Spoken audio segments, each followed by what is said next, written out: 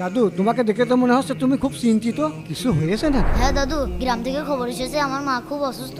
মায়ের ওষুধ কেনার জন্য অনেকগুলো টাকা লাগবে, সেই জন্য খুব টেনশনে আছি। দাদু, আপনি কি আমাকে 1000 টাকা হাওলাত দিতে পারবেন? কিন্তু দাদু, আমি তো তোমাকে চিনি না, কোনোদিন দেখেও নি, তো কিভাবে টাকা হাওলাত দেবো?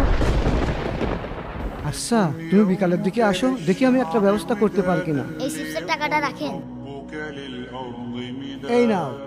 আচ্ছা ঠিক আছে, দেখি তো কয় টাকা দিল।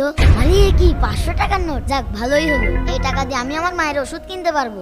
না, এই সামান্য কিছু টাকার জন্য আমি আমার ইমানকে বিক্রি করে দেবো না, তা কখনোই হতে পারে না। যাই, টাকাগুলো ফেরত দিয়ে আসি।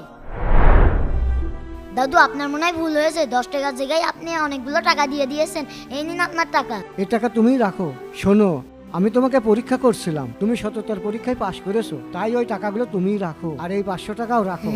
এই টাকা দিয়ে তুমি তোমার মায়ের ওষুধ কিনবা। ধন্যবাদ দাদু, আপনি আমার অনেক বড় উপকার করলেন। আচ্ছা দাদু, যাও। যত কঠিন পরিস্থিতি হোক না কেন, সব সময় সততার উপরে থাকবে এবং কমেন্টে অবশ্যই আমিন লিখবে।